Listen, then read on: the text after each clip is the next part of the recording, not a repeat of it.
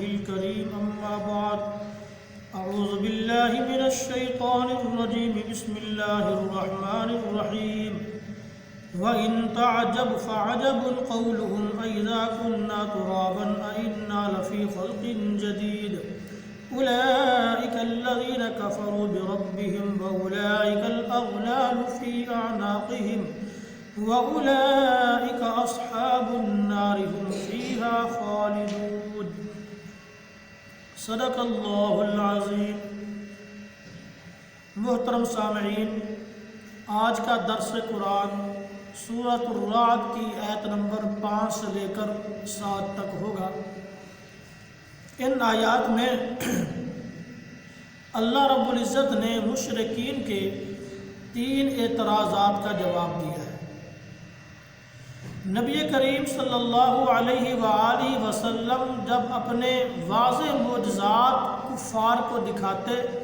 اور وہ ایمان نہ لاتے تھے تو آپ صلی اللہ علیہ وسلم بڑا تعجب کرتے تھے کہ میرے اتنے واضح معجزات دیکھنے کے باوجود یہ لوگ میری نبوت پر ایمان نہیں لاتے۔ تو اللہ رب العزت نے فرمایا کہ میرے پیغمبر آپ تو اس بات پر تعجب کر رہے ہیں، اس سے زیادہ تو اس بات پر تعجب ہے کہ یہ کفار کہتے ہیں کہ جب ہم مر جائیں گے، مٹی ہو جائیں گے، ہمارے ذرات خاک کے اندر مل جائیں گے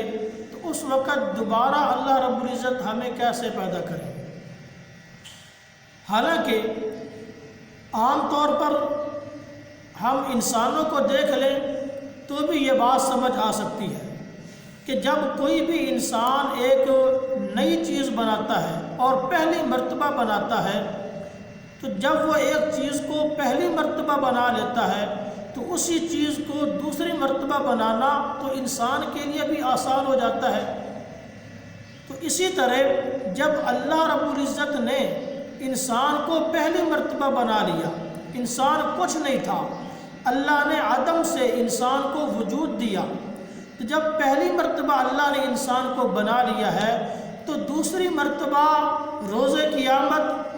دوبارہ زندہ کرنا اللہ رب العزت کے لیے کون سا مشکل ہے۔ اولئک الذین کفروا بربہم، اللہ تعالیٰ نے فرمایا کہ یہ لوگ آپ کی نبوت کو تو کیا تسلیم کریں، یہ تو میرے رب ہونے کا بھی انکار کرتے ہیں۔ تو آگے ان کی سزا بیان فرمائی کہ روز قیامت ایسے لوگوں کے گلے کے اندر توق ڈال دیا جائے گا اور سب کو گھسیٹ کر جہنم کے اندر داخل کر دیا جائے گا اور پھر ہمیشہ ہمیشہ کے لیے جہنم کے اندر رہیں گے۔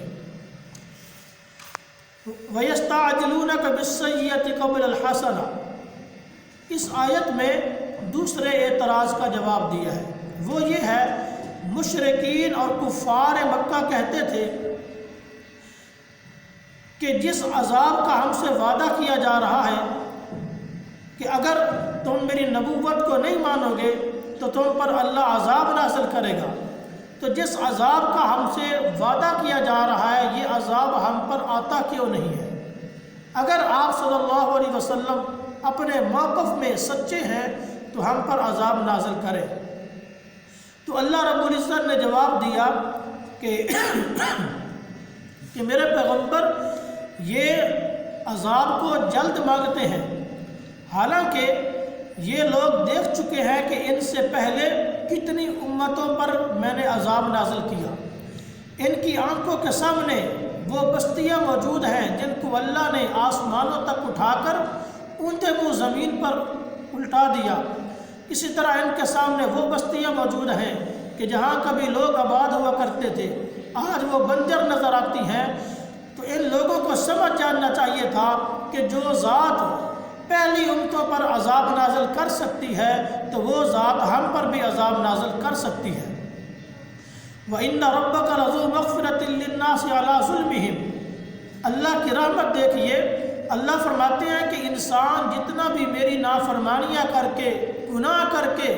اپنے اوپر ظلم کرتا ہے، فرمایا جب یہ انسان سچے دل کے ساتھ میرے در پہ آ جائے تو پھر بھی میں اپنی رحمت سے اس کی زندگی کے تمام گناہوں کو معاف فرما دیتا ہوں۔ اللہ کے در پہ آنے میں دیر ہے، اللہ کے راضی ہونے میں دیر نہیں ہے۔ وَإِنَّ رَبَّكَ لَشَدِيدُ الْعِقَابِ، پھر اللہ نے عذاب کی وعید بھی سنائی کہ جو لوگ مسلسل نافرمانیوں میں لگے رہتے ہیں اور توبہ طیب نہیں ہوتے، میرے در پہ نہیں آتے،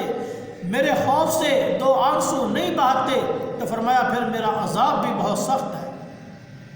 وَيَقُولُ الَّذِينَ كَفَرُوا لَوْلَا أُنزِلَ عَلَيْهِ آيَةٌ مِّن رَّبِّهِ، تیسرا اعتراض، یہ کفار مکہ کہتے